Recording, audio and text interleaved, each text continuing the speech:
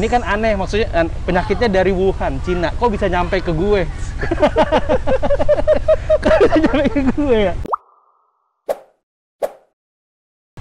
Halo teman-teman, ini Mas Yosi dari Lua Kreatif Indonesia, salah satu unit bisnis kreatif kami gitu ya. Mungkin ini juga salah satu otak di belakang layarnya, jadi kami angkat. Karena beliau kemarin juga membuat satu karya yang mungkin di bulan Agustus kemarin sudah dirilis ya, patut kita ulik gitu ya. Mas Yosi, selamat datang. Selamat datang, terima kasih Mas Jo. Kreatif. Thank you. Udah diundang ke sini. Jauh-jauh dari Jakarta ya? Benar. Jauh.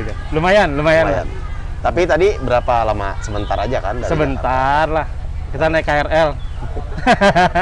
Komuter lain kan. Straight to the point. Itu the point. Mas, alasannya kenapa sih membuat satu karya lagu Indonesia? Kenapa latar belakangnya? Karena di masa pandemi kok tiba-tiba muncul karya yang menurut saya harus tahu juga latar belakangnya. Kenapa, Mas? Jadi gini, kalau ceritanya itu sebenarnya ini ada keresahan di gue. Gue ada kemarin itu salah satu yang jadi penyintas. Oh, penyintas COVID. Gue itu penyintas COVID. Ketika jadi penyintas COVID itu gue sangat terpuruk. Terpuruknya itu sebenarnya itu kayaknya batas bawah gue. Batas bawah gue di mana harus bergerak. Karena pada saat gue kena, yang kena itu gue sama putri gue. Putri gue tunggal. Jadi di situ anak gue umur 6 tahun, kita masuk sama-sama ke tempat isolasi. Kita diisolasi di sana dan gue harus psikologis gue rusak, bener-bener serusak-rusaknya. Bukan masalah COVID-nya ya, tapi di situ gue merasa bersalah kenapa anak gue tularin. Gue merasa bersalah di situ. Ibunya, mamanya itu di rumah nangis terus. Gue harus pura-pura bahagia. Waktu itu gue pura-pura bahagia. Padahal gue sesedih-sedihnya itu gue merasa bersalah sama anak gue. Istri gue nangis-nangis di rumah gara-gara anaknya mesti terkena COVID. Itu gue shock banget dan gue ngedrop dan gue pura-pura senang. Udah nggak apa-apa, kita nggak apa-apa di sini. Itu bener-bener gue terpukul. Nah abis itu ada sesama penyintas di situ. Gue kebetulan di Tangsel kemarin di Tandon Ciater. Itu satu bapak bilang kalau lu mau nyelamatin anak lu yang 6 tahun ini, lu harus selamatin diri lu sendiri dulu. Di situ dengan kalimat gue lupa kalimat panjangnya, tapi yang gue ingat di situ gue kena banget. Itu gue berasa, Ci, bangun. Banyak orang yang kena COVID, gue langsung berpikiran, nih kalau gue meninggal anak bini gue gimana? Ya kan ya? Ya karena posisi waktu itu lagi di bawah titik nol banget lah ya. Lagi di titik nolnya, bener-bener gue nggak bisa ngapain. Akhirnya saat itu juga, detik itu juga, gue harus berubah langsung. Gue harus senang. Apapun yang terjadi, gue nggak pikirin yang lain, gue harus senang. Nah, di situ tuh membuat gue ngeh bahwa orang yang kena COVID itu harus gue semangatin. Gue nggak tahu caranya bagaimana. Sekian banyak orang akan bilang, ayo men, harus ini, harus itu, harus ini, minum itu. Semua dokter kayaknya ngomong. Tapi dari titik psikologis, kayaknya gue lihat masih sedikit orang yang ngomong itu. Lawan psikologis lu, yang kena terdampak gak cuma lu.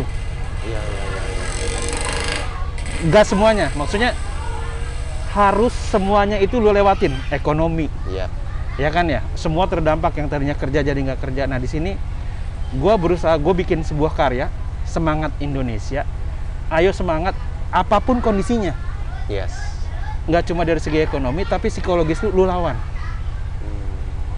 Nah di sini kebetulan gue bikinnya lebih general, nggak cuma orang buat yang kena COVID. Mungkin kalau buat teman-teman yang di bidang olahraga bisa juga. Apapun kondisinya, dimanapun mereka. Banyak juga orang Indonesia ya, yang nggak di Indonesia, yang rindu pengen pulang ke Indonesia. mungkin juga di sana dia lagi kesusahan. Oke. Nah itu salah satunya kenapa gue bikin lagu Semangat Indonesia. Dan salah satunya ya kita orang Indonesia harus kreatif. Yes. Karena gini mas, gue lihat lu tuh sebenarnya gini orang masa pandemi gila banget. Jadi ini orang mau kemana sih, Indonesia kah atau dan oh ternyata ke sana arahnya. Ke sana. Ya? Oke. Jadi memang harus apa namanya secara psikologis lawan itu dulu deh. Semua orang terdampak, nggak cuma kita, sedunia. Yes. Ini kan aneh, maksudnya penyakitnya dari Wuhan, Cina. Kok bisa nyampe ke gue? Kok bisa nyampe ke gue ya? Kan aneh. Iya. Gue nggak punya temen yang Cina-Cina amat dari Wuhan. Kecuali HP. Iya. Aduh. Nah, ya dari situ gue lihat ide tuh lu kreatif banget loh mas. Ya. Nah, sebenarnya berangkat dari ide kreatif ini yang lu lakukan setiap hari selama ya dari masa habis masa karantina kan udah selesai tuh, dan lu menggambarkan secara detail dari mulai lu dinyatakan positif gitu ya, perjuangannya. Nah, apa yang sebenarnya pengen lu angkat dari kan itu UMKM ya, iya. Gue lihat. Nah, apakah itu relate dengan pekerjaan lu mas sehari-hari? Nah, sebenarnya gini. jadi gini ya. Kalau kita bangsa Indonesia nih, Ya. kreatif. Ya. Luak kreatif gitu ya. Luak kreatif, yes. Manusia Indonesia bangsa yang kreatif. Di era pandemi pun tadinya core bisnis kita kan bikin video, Betul. bikin animasi. Sebelum pandemi itu ya? Sebelum pandemi bikin ya, animasi.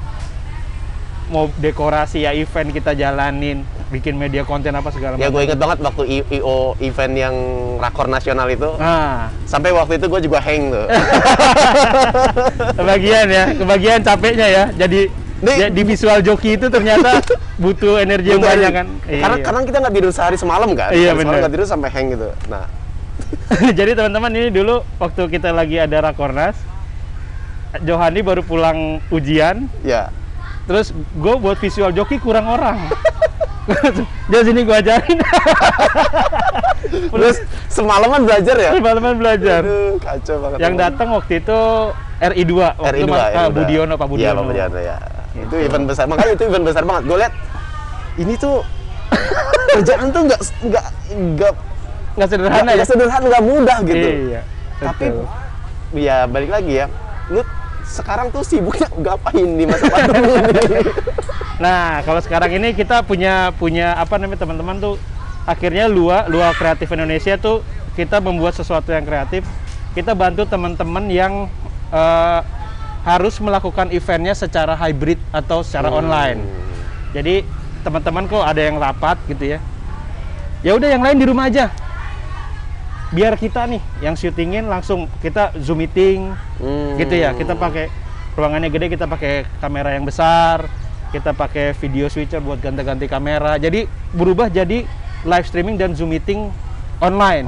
Jadi kalau ada acara yang online hybrid, sosialisasi kayak rapat kayak, kan orang butuh brandnya tetap proper dan profesional.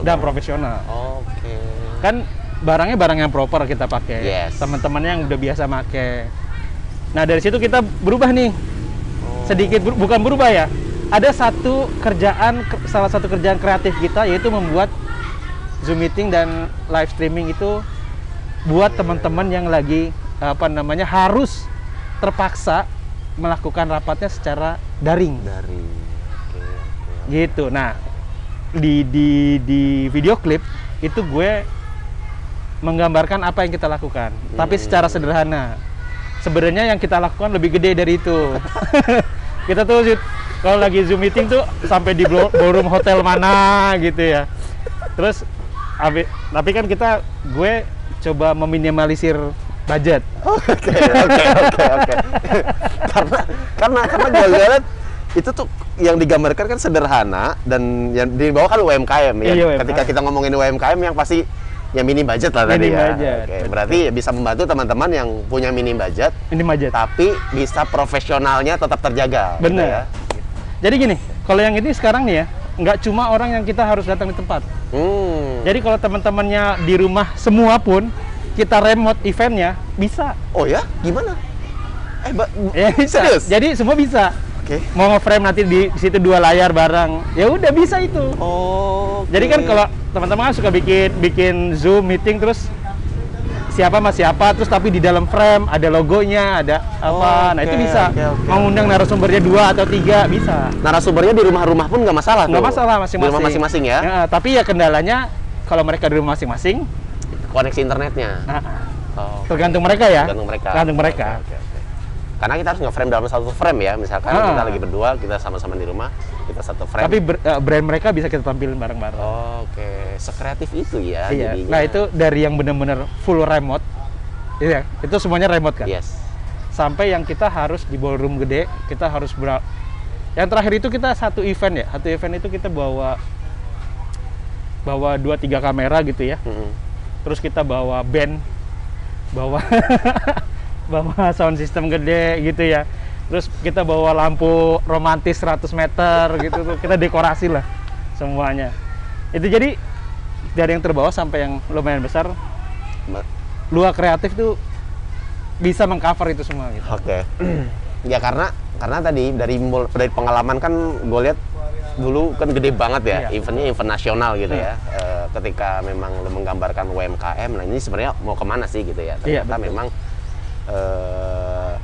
budget terbatas, tapi profesionalitas tetap dijaga. Iya gitu betul. ya. Nah itu tergantung kebutuhan sih teman-temannya kalau lagi butuh yang Mas adanya segini, ya ayo kita bisa bantuin sampai sini. Oh boleh, itu boleh juga ya? Boleh. Jadi nggak harus kan kita ada publish rate-nya. Iya. Kalau memang segini kita punya segini. Tapi Mas, gue cuma ada segini nih bisa apa? Jadi harga temen lah ya? Harga temen. Harusnya lebih banyak harga temen tuh. Ngasih yang banyak dong. karena gue tahu Mas, lu tuh dia ngikuti lah perkembangan Geraha Kreatif ya. Lebih banyak harga keluarga atau harga teman kayaknya deh? Iya. Enggak, karena pertemanan itu sama kekeluargaan itu lebih kuat dibandingkan materi sih gue. Oke, yes. Betul, Itu ya. Maknanya sih ke sana. Betul. Nah, Mas, satu lagi nih gue mau tanya. Mungkin ada pertanyaan yang harus gue tanyain juga. Sebenarnya di masa pandemi ini ya, karena sama-sama sulit gitu ya. Ada berapa sih yang pernah pakai jasa gitu atau yang sudah merasakan jasanya dari Lua Kreatif Indonesia? Oh, ada. Dibilang banyak banget ya belum, tapi dibilang banyak ya banyak. Tapi kan belum banget. Iya. Kalau udah banget tuh kita udah wah hampir kakak cover. Jadi itu teman-teman tuh ada yang dari Kemenpora pernah gitu ya. Kemenpora. Kita di Ballroom Hotel waktu itu mesti berangkat ke Surabaya. Oh, oke. Oh, yang ke Surabaya sama Ricky kalau nggak salah ya? Iya, terus habis itu kita juga pernah sama BPKH. Oh, oke. Itu sama DPR juga kalau nggak salah deh. Iya. DPR RI ya? Sama DPR RI, komisi berapa ya? Komisi 8. Iya, Komisi 8. komisi 8 apa komisi 7 gue lupa. Komisi 8. Tapi itu besar tuh. Itu di ruangan setengah ballroom. Atau mungkin 2/3-nya ballroom kita pakai. Itu di Hotel Senayan ya kalau nggak salah ya? Terus Senayan bener, di Fairmont Hotel. Di Fairmont Hotel. Oke. Itu bener, maksudnya waktu pas itu bener-bener social distancing kan. Oke. Jadi memang mesti lebar segitu. Nah itu sebenarnya jadi kepake gitu. Itu ada di BPKH, DPR RI, ada LKPP, LKPP juga ya? terus ada beberapa koperasi ya. Koperasi itu ada yang mesti kita ada CUPS apa ya? CUPS. Saya lupa namanya. CUPS. Itu ada Senyum Desa Nusantara. Senyum Desa Nusantara. Terus ada beberapa lagi yang kita beberapa diantaranya itulah. Oke. Sama berarti Mas, buat teman-teman yang boleh dipromoin ya? Boleh. Sama silakan Mas. Ini buat teman-teman yang mau mangga, Mas silakan disampaikan melalui kamera. Oh iya. Buat teman-teman yang acaranya mesti dilakukan secara daring ataupun hybrid, itu bisa kontak kita di sini nih. Nah, di sini. Di Lua Kreatif Indonesia. Di lua.co.id. Nomor handphonenya, WhatsApp-nya di sini. Cepetan ke WhatsApp sih. Karena gue tahu nih, salah satu Mas Oci itu fast respon, jadi dibalas sebelum Anda berkedip gitu. Jadi belum dijawab, udah gue jawab. Gue inget banget. Dia kalau balas WhatsApp itu, kalau lagi rapat ya, kalau balas WhatsApp orang itu, balaslah sebelum mata orang berkedip. Mana tuh gede definisinya lagi gua. Masih cepat man. Ya. Kalau cepat nanti nggak dapat. Ya. Ya, sekarang fast respon itu salah satu service yang bisa diandalkan sih. Iya betul. Nah nanti kalau masalah budget itu bisa diobrolin lah. Bisa diskusi lah ya. Nanti kita kadang-kadang, Mas yang ini gua nggak perlu, pakai yang ini aja. Pakai ini nggak perlu, yang ini bisa disubstitusi gitu. Substitusi ya. Itu balik budget itu nomor kesekian lah. Yang penting pertemanan kita dulu. Oke. Gitu. Oke. Sip. Mantap. Ya teman-teman, dari Mas Oci yang saya bocorkan orang di belakang layar tentang kreatif yang selama ini beredar di sekeliling kita gitu ya. Beliau yang salah satu petinggi di luar kreatif Indonesia gitu ya. Kami coba bocorkan melalui podcast ini. Jika memang tertarik dengan karya-karya beliau dan ingin berteman dengan beliau, silahkan, tadi kontaknya sudah disebutkan gitu ya. Terima kasih sudah menonton podcast ini. Dari kami, salam sahabat gerak kreatif.